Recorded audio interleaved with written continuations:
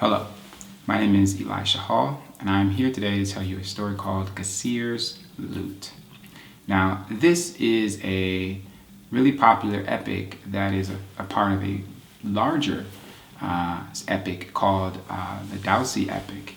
And that has 4 stories in it. This is the first part of that series from the Soninke people of West Africa, around where Senegal is today. And this story is important because it talks about the idea of Wagadu. And of course, Wagadu is the name of Ghana, the kind of 6th century, 7th century older kind of civilization of Ghana, but it's also the name of the king in this story, and also, or the name of the people in this story, and also a part of a feeling or a state of mind or state of being. And so it is about this power of Wagadu as well. And, that's ultimately where we are in this story. This is where Wagadu was lost. This is the first time Wagadu was lost. And in the story it says that Wagadu was lost 4 times, one because of vanity, one because of falsehood, one because of greed, and one because of dissension. And so this is the one about vanity. So I hope you like it. So there was a king, and the king was a great king named Gananaba. And Gananaba became king because he defeated everyone in the area, all of the people who wanted to defeat him. He defeated them, and he was a great king of Wagadu. And he had a son, and his son's name was Gassire.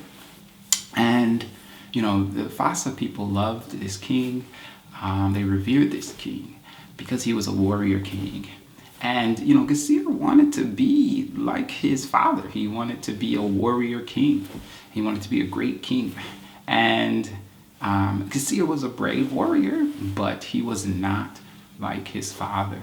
And he felt like he should be able to inherit the kingdom. He should be able to get the throne, just like his father did, through being a great warrior in battle, or by earning the trust of the people. And so he tried really hard to do this, but he yawned, his heart yawned, he really wanted this. He yearned for this kingship, but it was not really something that he was necessarily in line for. In fact, every day he looked, for his father's weaknesses, and looks for his father even to die. And he was like, okay, if he dies, then I can take this kingdom. But it didn't happen. And days and months, he did not die. And Gassire didn't know what to do. He's like, well, how am I going to become king? And we can see, that, and Gassire's worried about how to become king is much more about himself. And he's trying to figure it out. It's not really about what's best for the people. And so, Gassire's desire to overtake the throne just becomes bigger and bigger, and it keeps growing and growing. And it gets to the point where one night he couldn't sleep, and he went to go visit a wise man. And the wise man, says, Gassire asked the wise man, when will I become king? And the wise man says, one day, but the king will die one day, but you will not inherit his throne. He says others will inherit the throne. And instead he says, but you, Gassire, you'll carry a lute. And that lute will cause the loss of Wagadu. And Gassire is puzzled. I mean, he's kind of confused by this. And he calls the man a liar. And he says, you're a liar. You don't know what you're talking about. And he storms off, right? And before that, the man says, wait, but these partridges, these birds, they're going to carry a message for you. They're going to let you know what's going to happen. And they're going to tell you the truth about your destiny and Wagadu. And so Gassire, thinking nothing of it, leaves, and these words cause Gassire to hurt deep down inside, because for a warrior, you want to be a warrior. You don't want to carry a lute or, or feel like you're not strong enough to be a warrior. And so, to carry a lute instead of a sword is a disgrace. And that's, he wasn't satisfied with this counsel. And so he was going to prove him wrong. And to do this, he needed to demonstrate that he was a war hero. Okay? And so he got all the Fasa warriors, he gathered them, and he said, come, let's go to battle. And I alone will fight your battles for you. And they looked at Gassire and they're like, what are you going to fight our battles for? So, okay, I know if you want to do that, fine. Okay? And so that day, Gassire defeated the enemy. He took care of the warriors, enemies, and defeated them. And all the soldiers were praising him and saying, Gassire, you're amazing, you're phenomenal. But, it didn't lead to him actually becoming king. And, he didn't get any rest because he did this, but he was still thinking of the wise man's words. And he was still thinking, why am I not king? He kept asking himself, what do I have to do to become king? And at that point, that he heard the birds singing to him. And they said, people come and they die, and then people will die and people will die. He said, but the Dausi lives on forever. And he didn't understand. He really didn't know what that meant. Because the Dausi is the brave deeds that would be celebrated of these people. And Gassire was still trying to figure out, okay, what does this mean that the Dausi lives on? How does this happen? So the next day, Gassire goes to the carpenter. He says, please, make me a lute. I want a lute. I need a lute. I need to be a bard. And the carpenter makes him a lute, and then he gives it to Gassire. And then, Gassire tries to play it, but it doesn't play. And Gassire says, what's wrong with it? And the carpenter says, well, until it develops a heart, it will not play. You must help it develop a heart.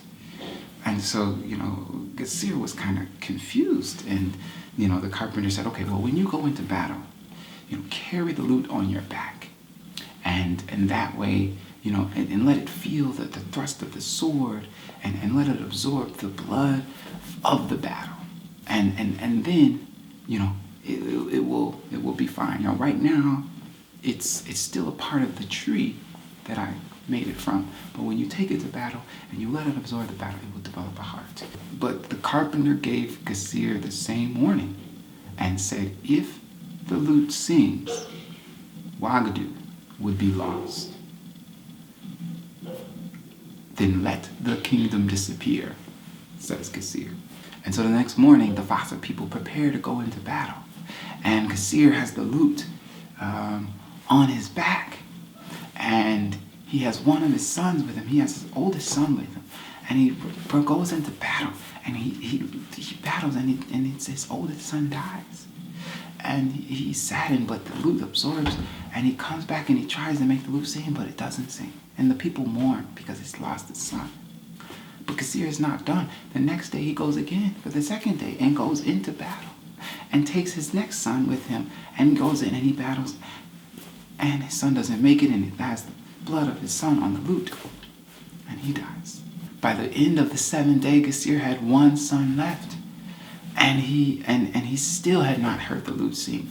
And the people were tired, and they had been mourning. And they said, no, Gassire, enough is enough. Stop. Just please stop. Leave. We don't want any more. We don't. And they just banished him. They told him to leave. And so he took his things. He took his people. He left. And he took the lute with him. That night, while everyone else was asleep, Gassire woke up to a strange sound. It startled him. And it was his lute, and it was singing. And it was singing the Dausi. And that night, the King Ganamba of Wagadu died. And when it happened, Gassire wept, and he wept, and he wept. He was full of grief. He was full of sorrow and pain. But most importantly, that, the anguish, that his He had done so much just for his story to live on. And that is the story of Gassire's lute. And I dedicate that story to one giant, great heart that we lost recently in the Evanston community, Kavadis Harper, who was a big-hearted man and who embodied Wagadu and the spirit of people doing for others and not doing selfishly.